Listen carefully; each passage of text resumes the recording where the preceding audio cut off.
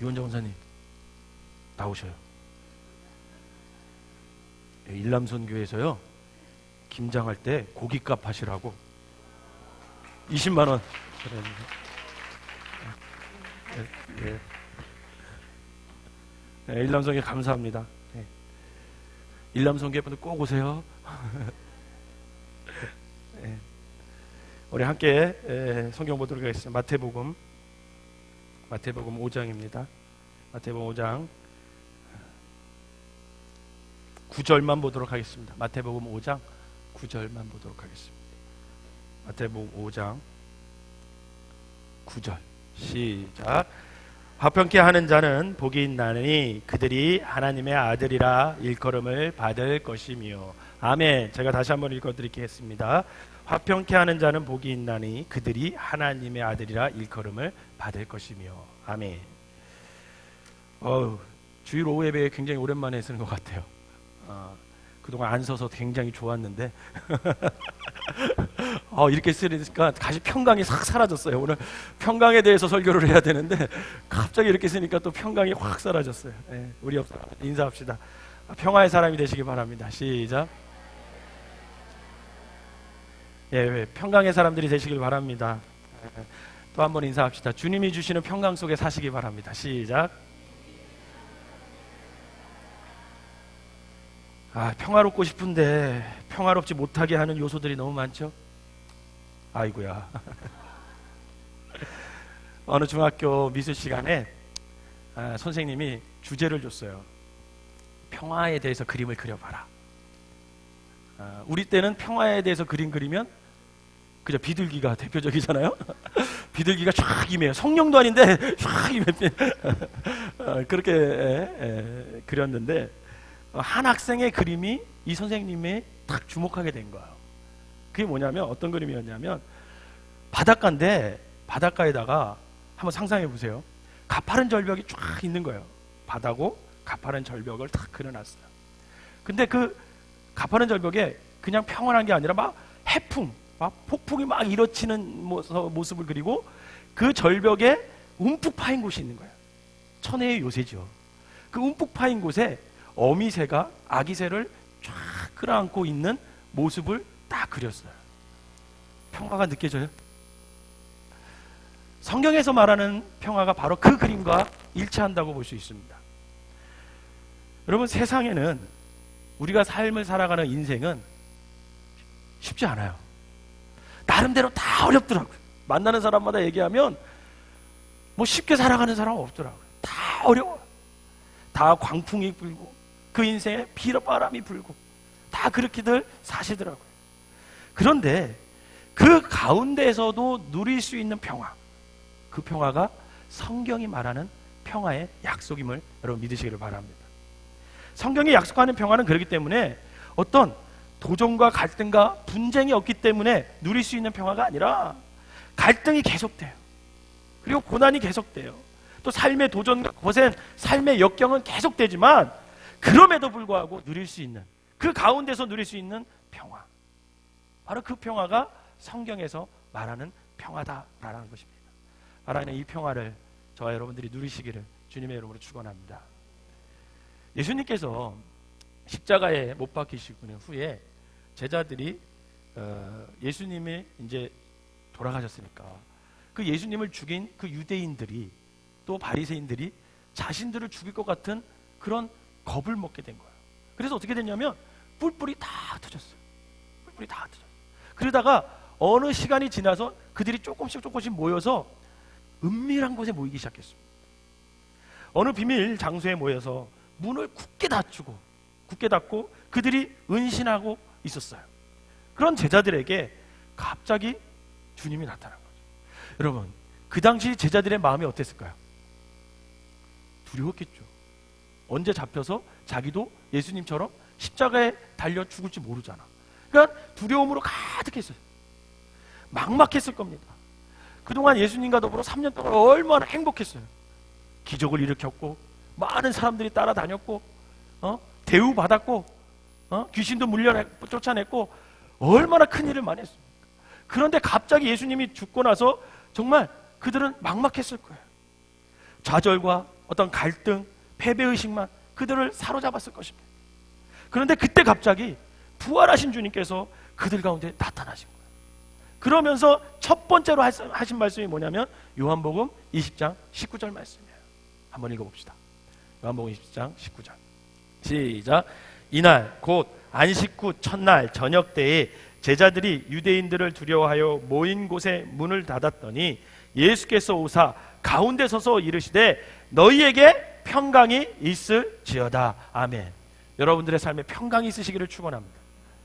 그 두려움에 떨고 있는 그 제자들에게 너희에게 평강이 있을지어다. 여러분, 이게 얼마나 감격된 인사예요. 지금도 이스라엘을 방문하잖아요. 그곳 사람들은 여전히 뭐라고 인사를 하면 당신에게 평화가 있기를 바랍니다. 이렇게 인사를 해요. 그거를 줄여서 두 자로 얘기하죠. 뭐라고 인사해요? 샬롬. 그렇게 인사. 근데 사실 이스라엘 백성들의 역사가 결코 평안할 수 없었던 역사의 배경 때문에 그들은 만날 때마다 평화를 추구했고 평화를 그들에게 축복으로 빌었고 평화로 인사를 나눌 수밖에 없었습니다. 어떤 의미에서 이것은 우리나라하고 굉장히 비슷해요. 우리나라는 뭐라고 인사해요? 안녕하세요. 왜 그럴까요? 우리나라의 역사가 그동안 안녕할 수 있는 역사가 아니었어요. 간밤에 안녕하지 못한 일이 너무나 많이 일어났어요. 그래서 뭐라고 인사해요? 안녕하세요. 간밤에 안녕하셨습니까? 이렇게 인사하잖아요. 또 뭐라고 인사해요? 그리고 아침밥 드셨어요? 얼마나 가난했으면 밥 한 끼 못 먹었으면 꼭 뭐라고 인사해요? 아침에 오전에 만나면 아침밥 하셨어요? 식사하셨어요? 여러분, 얼마나 우리나라의 역사가 그런 거센 격동과 가난한 세월을 지났는지 그 인사에 다 담겨져 있는 거예요. 그러나 그날 예수님이 이 던진 인사 말씀은 단순히 그냥 의례적인 인사가 아니라 정말 제자들의 삶을 감동시키는 그런 인사로 다가오게 된 거죠. 너희에게 평강이 있을지어다. 지금 그들은 두려움과 절망과 좌절 속에 주저앉았어요. 그런 제자들에게 예수님이 어떻게 되신 거예요? 부활하셨어요. 살아나셨어요. 그리고 나타나셨어요. 정말 죽으신 줄만 알았는데 그들이 전혀 기대하고 있지 않았는데 그 기대를 뛰어넘어서 예수님께서 다시 사셔서 그들에게 딱 나타나셔서 하신 말씀이 뭐냐면 너희에게 평강이 있을지어다. 여러분, 얼마나 제자들이 이 얘기를 듣고 이 인사를 듣고 감격하고 감동하고 그들이 평안을 누렸겠습니까? 사실상 제자들은 그때 정말 참된 의미에서 평강, 주님이 주신 그 평화를 그 순간 쫙 만끽할 수 있었던 거죠. 그래서 그들은 그때부터 가는 곳마다 만나는 사람들에게 평화의 인사를 하기 시작합니다. 그리고 세상은 이 제자들을 위해서 바뀌기 시작하죠. 그래서 산상수훈 오늘 7번째 복이 뭐냐면 주님이 입술을 통해서 이렇게 선포하고 계시는 거예요. 화평케 하는 자는 복이 있나니 너희가 하나님의 아들임을 일컬음을 받을 것이다. 우리 다시 한번 읽어보겠습니다. 이 본문 9절 9절만 다시 한번. 화평케 하는 자는 시작. 화평케 하는 자는 복이 있나니 저희가 하나님의 아들이라 일컬음을 받을 것이요. 아멘. 바라기는 이 화평케 하는 자의 복을 저 여러분들이 누리시기를 주님의 이름으로 축원합니다. 그렇다면 뭐가 화평이라는 거죠? 화평이 뭘까? 화평이란 말의 히브리어가 뭐라고요? 샬롬. 두 자예요. 시작. 우리 옆 사람에게 정말 평화를 비는 마음으로 샬롬 하고 인사해 봅시다. 시작. 샬롬. 여러분들에게 평화가 있어지기를 축원합니다. 네. 이 샬롬이라는 단어의 뜻을 우리나라 말로 해석하면요, 갈등이 없다, 싸움이 없다, 뭐 이런 뜻이에요. 단순한 의미가. 그런데 그보다 훨씬 더 심오한 의미를 가지고 있는 단어가 이 샬롬이라는 단어인데, 어떤 신학자는 이 샬롬의 단어를 이렇게 정의했습니다. 이 단어는 삶의 모든 영역에서 건강함과 온전한 상태를 의미한다. 이런 뜻이에요. 우리의 삶의 모든 영역에서 건강함과 온전함, 완벽한 상태, 그것이 샬롬의 상태라는 거예요. 쉽게 말하면 이 화평은 하나님의 축복을 온전히 경험하는 그런 삶의 상태, 그게 뭐라고요? 샬롬. 이 샬롬의 복을 누리시기를 주님의 이름으로 축원합니다. 그게 샬롬이래요. 레위기 26장을 보면요, 이 샬롬에 대한 아름다운 정의들과 이 샬롬의 축복에 대해서 쫙 서술해 놨는데 여러 가지 뜻이 있습니다. 이 레위기 26장 3절에서 13절을 보면 샬롬의 축복은 먼저 땅에 풍성한 복을, 열매를 맺는 복, 그게 샬롬의 복이에요. 그런데 맺기만 하면 뭐예요? 나는 열심히 노력해가지고 하나님께서 축복해 주셔서 열매를 많이 맺었는데 그거 누가 가져야 돼? 나도 갖고 내 주위 사람도 나눠줘야 되는데 누군가 확 훔쳐가면 어떻게 해요? 그건 복이에요, 복이 아니에요? 허탕이잖아. 그건 샬롬의 복이 아니에요. 그래서 이 샬롬의 복은 더 나아가서 이 거두어들인 열매를 내 삶에 필요할 때마다 하나님께서 공급해 주는 것, 그게 샬롬의 축복이래요. 근데 한 걸음 더 나아가서 샬롬은 내 삶의 안정이 보장되는 삶이라는 거죠. 레위기 26장 6절에 보면 내가 그 땅에 평화를 줄 것이다, 이렇게 말하고 있어요. 그러나 샬롬의 축복은 거기서 멈추는 것이 아니라 한 걸음 더 나아갑니다. 레위기 26장 12절에 보면 나는 너희 중에 행하여 너희 하나님이 되고 너희는 나의 백성이 될 것이다, 이렇게 말하고 있어요. 즉 이렇게 샬롬의 축복은 참된 하나님의 백성이 되는 축복, 저 여러분들이 하나님의 백성임을 믿으시길 바랍니다. 그게 샬롬의 축복이래요. 그런데 거기서 멈추는 것이 아니라 이 레위기 26장 13절에 보면 애굽 땅에서 구출받고 자유를 얻어서 나온 이 백성들이 이제는 하나님의 말씀 따라 곱고 올바른 삶을 살게 될 것이다, 이렇게 말씀하고 있어요. 다시 말하면 하나님의 백성다운 삶을 사는 축복, 그것이 무슨 축복이에요? 샬롬의 축복임을 믿으시기를 바랍니다. 저와 여러분들이 세상 사람들과 살아가면 그건 샬롬의 축복이 아니야. 왜? 믿는 사람들이요, 세상 사람들과 똑같이 살아가라 보세요. 얼마나 이 마음속에 지옥이 임하겠어요. 여러분 그런 경험 해보셨어요? 나는 이렇게 살고 싶은데, 하나님의 법대로 살고 싶은데 자꾸만 그렇게 상황이 안 돼. 내 마음이 자꾸만 세상 것을 따라가. 거기서 나오는 갈등, 그게 좋아요, 안 좋아요? 안 좋아요. 여러분 제가 그렇게 살아봐서 알아요. 하나님을 믿어야 되는데, 목사로서 하나님 안에서 평생 살아야 되는데 제가 30대 초반에 그 생각을 하니까 막막한 거야. 하나님의 사람으로서 목사로서 살아가려고 하니까 세상 즐거움을 너무 많이 포기해야 되는 거예요. 갑자기 계산이 딱 되면서 숨이 확 막히는 거예요. 이거 어떻게 살아가지? 그러니 그런 고민과 그런 갈등 속에서 주님 앞에 나와서 성도들 앞에서 설교해야 되고 주님 앞에 나와서 기도하려니 내 속이 천국이겠어요, 지옥이겠어요? 지옥이죠. 여러분 하나님의 말씀 안에서 말씀을 가지고 올바른 삶을 사는 것, 그게 샬롬의 축복임을 믿으시길 바랍니다. 이처럼 샬롬의 축복은 거기까지 나아가는 거예요. 구약 성경은 이런 삶에서 드러나는 온전한 평화에 대해서 말씀해주고 있습니다. 결국 이 평화에 대한 갈망은요, 어디로 이어지냐면 메시아를 기대하는, 메시아를 소망하는 것으로 이어지게 돼요. 왜냐하면 이 이스라엘 사람들은 결국 그 레위기 26장에서 말하는 그 샬롬의 모든 축복이 누구를 통해서 이루어진다고 봤어요? 그렇죠, 메시아, 그리스도. 하나님이 약속해 주신 그 구원자, 그 구원자를 통해서 가져다 줄 것을 믿었기 때문에 이스라엘 백성들은 메시아를 기다리게 된 거예요. 그래서 이사야 선지자는 오실 메시아에 대해 이렇게 예언을 했습니다. 이사야서 9장 6절입니다. 시작. 이는 한 아기가 우리에게 낳고 한 아들을 우리에게 주신 바 되었는데 그의 어깨는 정사를 메었고 그의 이름은 기묘자라, 모사라, 전능하신 하나님이라, 영존하시는 아버지라, 평강의 왕이라 할 것이라. 아멘. 그 메시아가 무슨 왕이에요?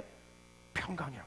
그분이 오셔서 우리에게 평화를 선포할 왕이라고 이렇게 기록해 놓은 것입니다. 그래서 드디어 예수께서 탄생하시는 그날 천사들이 나타나서 예수님의 탄생을 많은 사람들에게, 온 인류에게 기쁜 소식을 전하는 거예요. 그게 누가복음 2장 14절 말씀이에요. 한번 읽어봅시다. 시작. 지극히 높은 곳에는 하나님께 영광이요 땅에서는 하나님이 기뻐하신 사람들 중에 평화로다 하니라. 아멘. 예수님이 탄생하는 그 순간 천사들이 나타나서 우리에게 뭘 선포해요? 평화를 선포하고 있는 거예요. 세상에는 이곳저곳에서 계속 갈등이 일어나요. 그 갈등이 집단으로 가게 되면 어떻게 일어납니까? 전쟁의 모습으로 나타나게 돼 있어요. 이 전쟁은 아마도 주님이 오시기 전까지는 아마 계속될 겁니다. 여러분, 사람이 모이는 곳에는 늘 갈등이 있어요, 없어요? 갈등이 있어요. 그러면 교회에서 갈등이 있는 게 당연해요? 있으면 안 돼요? 당연해요, 여러분. 교회에서 갈등이 있다고 여러분 실족하지 마세요. 갈등을 일으키는 사람이 있다고 그 사람 때문에 실족하지 마세요. 왜? 사람이 모이는 모든 곳에는 뭐가 있어요? 갈등. 오죽하면 대중가사도 보면 전쟁 같은 사랑이라고 그랬어요. 그죠? 사랑을 전쟁같이 해. 이야, 그 사랑 얼마나 치열할까? 여러분, 뭐든지 갈등이 있어요, 사람은. 그래서 교회 공동체 안에서 갈등이 있다는 것은 지극히 정상적인, 그 갈등을 어떻게 평화롭게 우리가 극복하느냐, 거기에 우리의 초점을 맞춰야지. 그 갈등 일으키는 사람과 그 갈등 때문에 내가 상처받을 일이 있어, 없어? 없고. 저는 그 갈등 속에서 여러분들이 피스메이커들이 되시기를 주님의 이름으로 축원합니다. 그러면 되는 거예요. 여러분, 지금도 그렇게 평화를 선포했던 이스라엘, 지금도 전쟁 중이에요, 전쟁 중 아니에요? 전쟁 중이에요. 팔레스티나하고 매일 싸우잖아요. 여전히 전쟁하고 있습니다.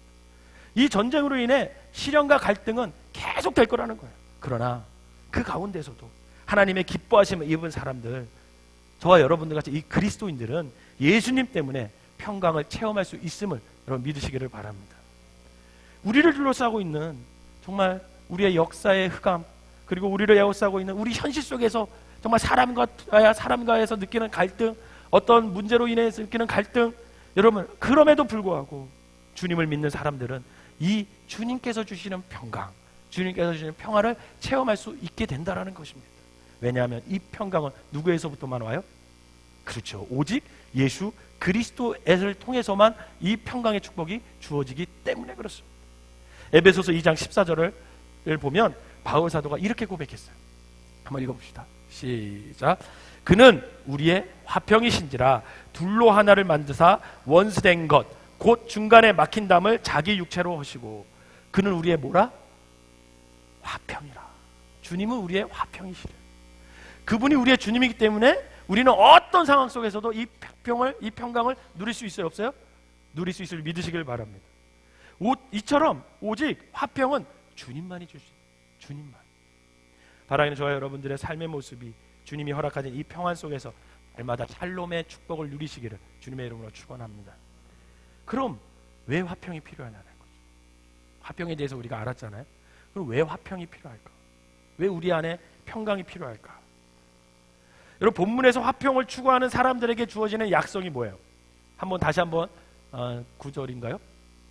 한번 읽어봅시다. 화평, 다 외우시죠? 화평케 하는 자는 복이 있나니. 시작. 화평케 하는 자는 복이 있나니 저희가 하나님의 아들이라 일컬음을 받을 것이요. 아멘. 여러분, 여기서 일컬음을 받을 것이다, 이 단어는요, 이 말은 헬라어 시제로 따지고 보면 미래수동태거든요. 그러니까 화평을 추구하는 사람이 뭐가 된다라는 거예요? 하나님의 아들이라는 거예요. 하나님의 아들이라고 사람들로 보고 하여금 불리움을 받게 된다라는 거예요. 그렇기 때문에 우리가 그러면 하나님의 아들이야, 화평을 추구하는 사람이 너 하나님의 아들이야, 이렇게 불리움을 받는데 과연 누구로부터 그런 기대와 그런 불리움을 받아야 되느냐는 거죠. 첫 번째로는요, 우리가 하나님의 아들이라는 평가는 하나님의 기대고 하나님의 요구라는 것을 믿으시길 바랍니다. 하나님이 여러분들에게 피스메이커가 돼서 여러분들이 평화를 추구하는 사람들이 돼서 여러분들이 하나님의 아들이 되는 것을 바라고 계신다라는 거예요. 이거 굉장히 중요한 겁니다. 하나님의 기대가 우리가 화평을 끼치는 사람이 돼서 우리가 하나님의 아들로서 하나님의 자녀로서 살아가기를 하나님이 간절히 바라고 있다라는 거예요. 히브리서 13장 20절에 보면 양의 큰 목자인 예수님을 우리에게 주신 하나님께서 바로 평강의 하나님이다, 이렇게 기록하고 났어요. 한번 읽어봅시다. 히브리서 13장 20절 시작. 양들의 큰 목자이신 우리 주 예수를 영원한 언약의 피로 죽은 자 가운데서 이끌어내신 평강의 하나님이, 이렇게 기록되어 있어요. 이 평강의 하나님이 21절에 보면 우리를 모든 선한 일에 너희를 온전케 하실 것이다, 이렇게 또 기록하고 있습니다. 즉 우리의 하나님이 평강의 하나님이기 때문에 우리의 삶을 온전하기를 소원하고 계시다. 이 온전한 상태가 아까 뭐라 그랬어요? 평화의 상태라고 그랬죠. 저는 이 온전한 삶을 여러분들이 추구하며 살아가는 하나님의 자녀들이 되시기를 주님의 이름으로 축원합니다. 두 번째로는 이 하나님의 아들이라고 평가를 받는 것은 하나님의 기대고 하나님의 요구지만, 두 번째로는 세상 사람들의 기대와 요구라는 거예요. 세상 사람들은요, 저와 여러분들이 평강의 사람들이 되기를 원해요. 그래서 그 평강의 삶을 여러분들이 살면 세상 사람들이 뭐라고 얘기하냐면, 아, 저 사람 하나님의 자녀구나, 이렇게 알고 있는 거예요. 가는 곳마다 분란을 일으키는 사람 있죠. 한번 자기를 한번 돌아보세요. 내가 가는 곳은 갈등이 일어날까? 그 갈등이 샥 풀어날까? 저는 여러분들이 갈등을 해결하는 사람들이 되시기를 주님의 이름으로 축원합니다. 그럼 세상 사람들은요, 우리가 드리는 예배의식에 별로 큰 감동을 못 느껴요. 제가 새신자 교육 해보니까 교회를 다니시던 분들 말고 처음으로 오신 분들 있잖아요. 교회 생전 처음 오셨어. 물어봐요, 여쭤봐요. 어떠셨어요? 그러면 아무 생각이 없으세요. 그도 그럴 것이, 저도 절을 가잖아요. 어색해요, 안 어색해요? 어색해요. 그러니까요, 세상 사람들은 사실 우리가 드리는 이 예배의식에 별로 큰 감동을 받지 못해요. 여러분, 세상 사람들은요, 우리의 긴 기도에 그렇게 인상 깊이 감동하지 않아요. 그렇지 않아요? 여러분, 여기 처음 온 교인들이 딱 와봐요. 교인들이 와서 가장 저한테 먼저 얘기하는 게 뭔지 아세요? 기도가 무서워요. 그래요. 통성 기도하면 무섭대요. 세상 사람들은 우리가 기도하는 거 좀 이상하게 봐요. 제가 DTS 훈련 받을 때 이제 맨 훈련을 다 끝나고 나서 가족들을 초청해요. 그리고 파송 예배를 드리는데, 그때 꼭 전도하고 싶은 사람을 데리고 오거든요. 근데 우리 터키로 선교를 갈 팀 중에 어떤 분이 여자분이었는데, 저보다 나이가 한 15살 정도 더 많은 50대 중반, 그런 분이 자기 사촌 동생을 데리고 왔어요. 이 사촌 동생이 뭐 하는 사람이냐? 스님이야. 스님인데 머리 안 깎았어. 스님 하다가 때려쳤어. 그러니까 근데 암자는 갖고 있어. 무슨 말씀인지 아셔요? 그런 사람이에요. 암자는 있어. 그래서 돈도 잘 벌어. 근데 그 사람을 전도하고 싶어서 데리고 왔어요. 그래가지고 함께 찬양하고 환영하고 막 끌어안고 호응하고, 거기까지는 잘 버티더라고. 근데 우리 그 새로운 사람들을, 오늘 초청한 사람들을 위해서 영접기도 하고, 우리 함께 이 사람들이 예수님을 영접할 수 있도록 기도하자고.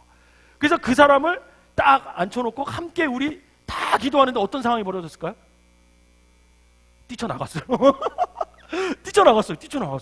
그래서 나중에 물어봤어요. 왜 나갔냐? 너무 무서웠대. 자기 죽는 줄 알았대. 여러분, 세상 사람들은요, 우리의 긴 기도에 그렇게 인상을 받지 못해요.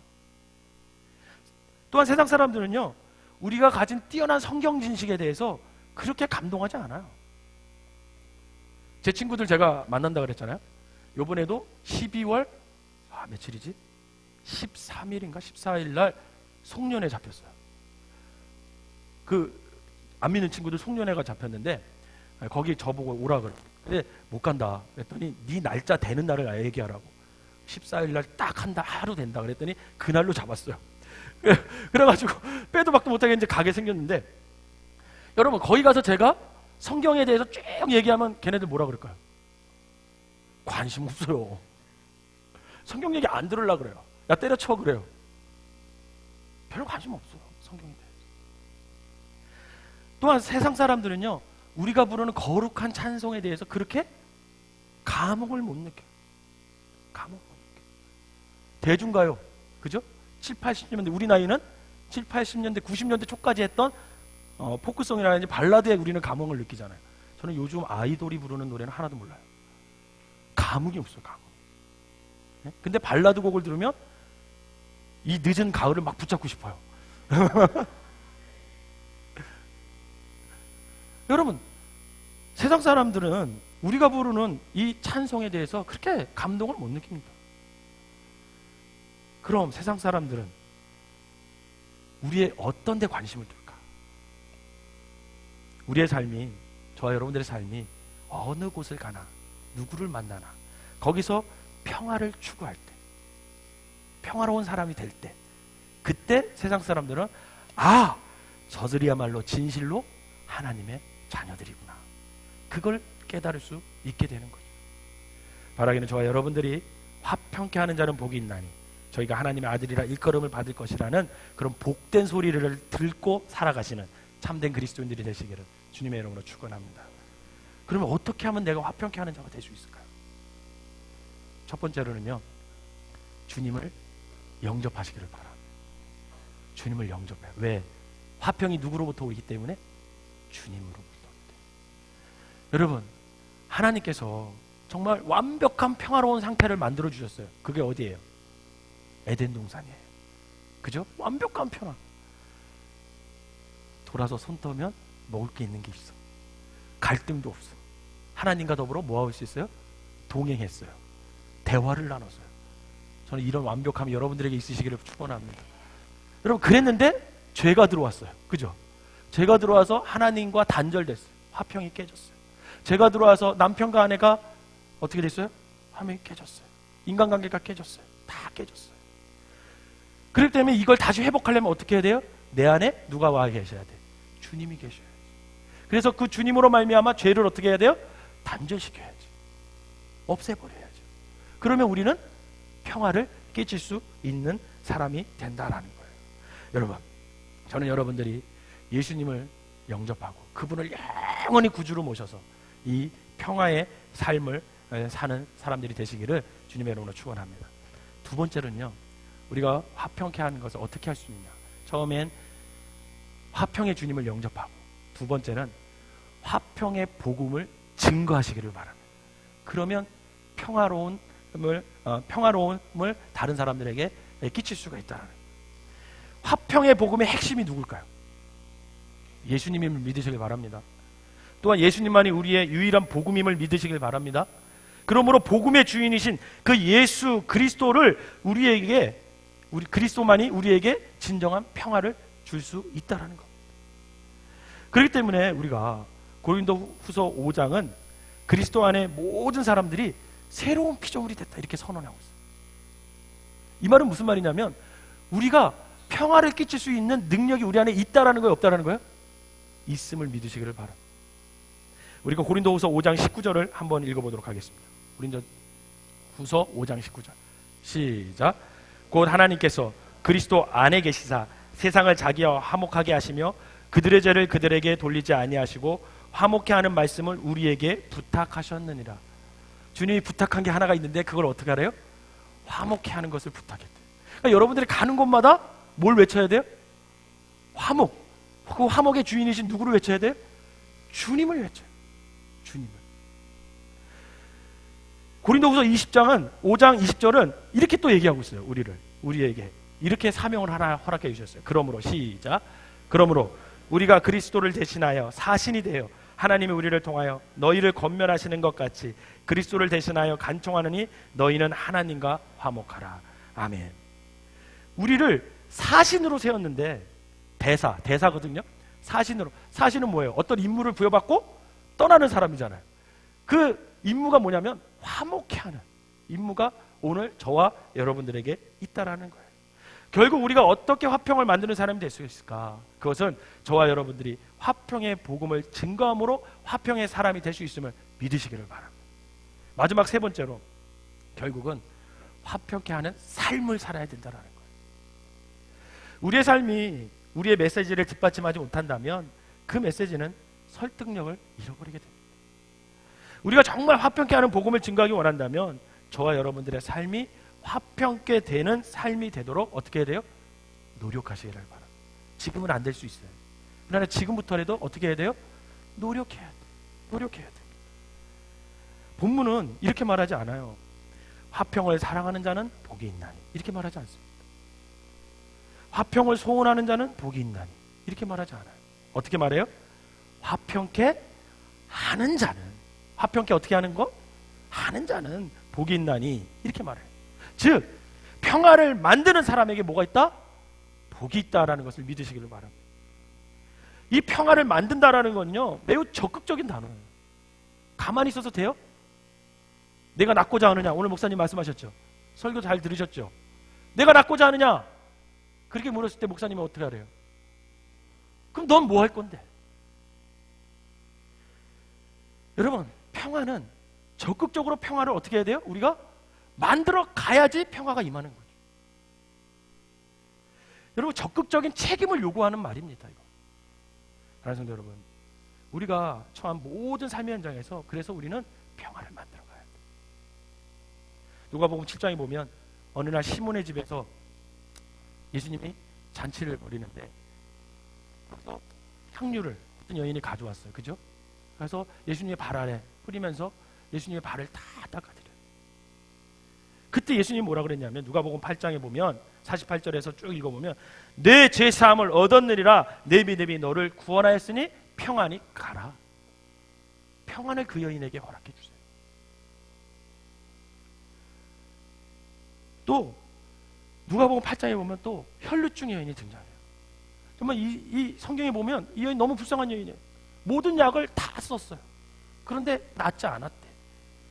모든 의사들을 다 만났대. 근데 낫지 않고 재산을 다 털렸대. 근데 어느 날 예수님이 지나간다는 소리를 들은 거예요. 이 혈루증 여인이.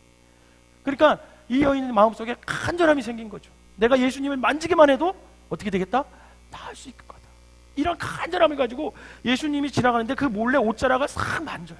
그랬더니 어떻게 됐어요? 예수님의 몸에서 능력이 빠져나가요. 그랬더니 이 여자가 막 두려워져. 누가 내 옷을 만졌느냐. 예수님이 그랬더니 이 여인이 두려워가지고 떨고 있어요. 그때 예수님이 뭐라고 해요? 내 믿음이 너를 구원하였으니 평안히 가라. 이렇게 얘기해요. 떨고 있는 그 여인에게 평안을 약속해요. 이처럼 주께서 만나는 모든 사람에게 평안을 선물해 줬어요.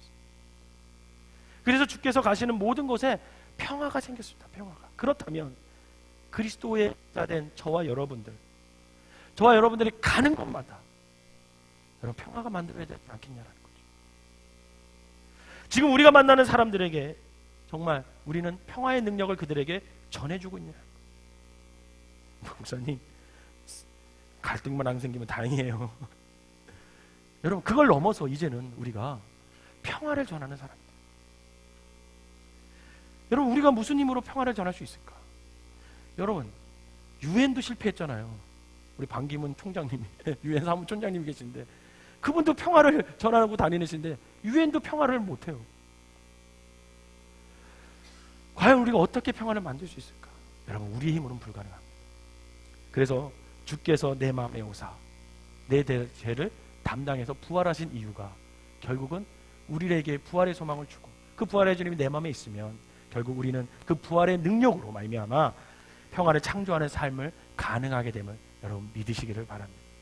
사랑하는 성도 여러분, 그리스도 앞에 나오는 모든 사람들에게 그리고 그리스도를 구주와 주님으로 믿는 모든 사람들에게 주께서 약속하시는 복된 선언이 있습니다. 그게 로마서 5장 1절이에요. 한번 읽어봅시다. 시작. 그러므로 우리가 믿음으로 의롭다 하심을 받았으니 우리 주 예수 그리스도로 말미암아 하나님과 화평을 누리자. 아멘. 여러분, 우리가 예수님 앞에 달려나와 그분을 구주와 주님으로 의지하고 믿는 순간 주께서는 우리를 의롭다고 여겨주세요. 그리고 그 예수 그리스도로 말미암아 우리가 하나님과의 관계가 화목하게 되고 회복이 되는 거예요. 더 나아가 하나님과 더불어 화평을 누릴 수가 있다. 성경은 말합니다. 그러므로 하나님은 더 이상 두려운 대상이 아니죠. 우리의 아버지가 되시고 우리는 그분을 아빠, 아버지라고 부를 수 있는 마음이 생기게 된다는 거예요. 그러면 하나님 우리가 그렇게 부르면 우리의 마음속에 평안이 찾아오는 겁니다. 그런데 이것만이 신앙생활이 전부가 아니래요. 더 큰 은혜가 있대요. 그게 로마서 5장 10절 말씀이에요. 시작. 곧 우리가 원수 되었을 때에 그의 아들의 죽으심으로 말미암아 하나님과 화목하게 되었은즉 화목하게 된 자로서는 더욱 그의 살아나심으로 말미암아 구원을 받을 것이니라. 아멘.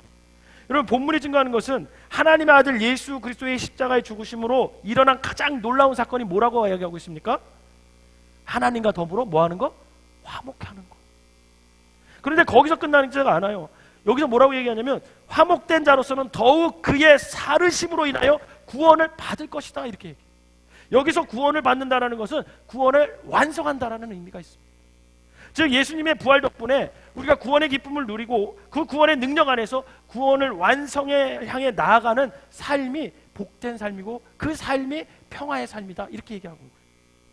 그런데 그것이 전부가 아니라 로마서 5장 11절에는 이렇게 얘기하고 있습니다. 읽어봅시다. 시작. 그뿐 아니라 이제 우리로 화목하게 하신 우리 주 예수 그리스도로 말미암아 하나님 안에서 또한 즐거워하느니라. 아멘. 내가 예수를 만났어요. 그리고 하나님은 내 죄를 용서해 주셨어요. 그리고 하나님은 나를 하나님의 자녀로 삼아 주셨어요. 그래서 나는 이제 하나님과 화목하게 되었어요. 그러나 그것이 내가 주님 앞에 나와 경험한 사건의 전부가 아니라 그건 이제 시작일 뿐이라는 거예요. 이제 저와 여러분들은 하나님과 화목하게 되어서 주님이 주시는 평안으로 말미암아 날마다 기쁘고 즐겁고 평안한 삶을 살아갈 수 있다는 거죠. 모든 삶이 완벽하게, 정말 주님이 주시는 그 평화로 인해서 모든 삶이 완벽하게 맞춰갈 수 있다는 거예요. 그것을 허락해 주셨다는 거예요. 문제는 우리가 그 평화를 쫓지 않기 때문에 그 평화를, 완벽한 평화를 못 누린다는 거죠. 바로 이런 삶을 살기 위해서, 그리고 절망과 갈등의 삶의 장에 평화를 창조하는 새로운 능력을 공급하기 위해서 주님은 무덤을 이기고 부활하신 겁니다. 그래서 그 부활하신 주님께서 제자들에게 처음 찾아와서 얘기한 게 샬롬, 너희에게 평강이 있을지어다, 이렇게 선포하는 거예요. 말하기는 이 부활의 주님이 나와 늘 동행함을 믿어서 어디를 가든 무엇을 하든 누구를 만나든 저와 여러분들이 화평케 하는 그런 삶을 살아가셔서 여러분들의 삶이 주님께서 주신 은혜와 주님께서 주시는 완벽한 삶으로 말미암아 평화를 누리는 귀한 삶이 되시기를 주님의 이름으로 축원합니다. 기도하겠습니다. 사랑과 은혜가 충만하신 하나님, 감사합니다. 우리의 세상이 주님이 주시는 평화를 누리지 못하게 하는 삶이 너무나 많습니다. 사람 때문에 아버지 안에 힘들고, 아버지 돈 때문에 힘들고, 아버지 죄 때문에 힘들고, 아버지 하나님 여기를 봐도 정말 절망이고 저기를 봐도 아버지 하나님 소망이 없이 살아갈 때가 너무나 많이 있습니다.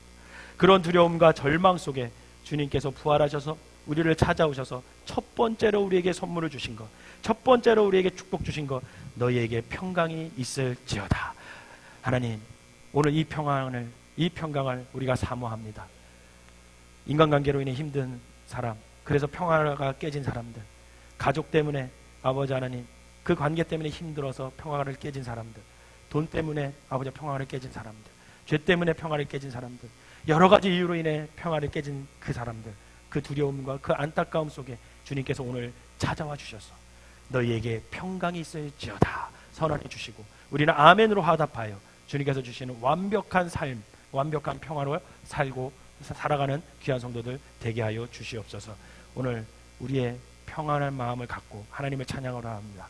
이 찬양을 받아주시고 이 찬양 속에서 하나님의 평강이 임하는 놀라운 역사가 일어나게 하여 주시옵소서. 예수님의 이름으로 기도하옵나이다. 아멘.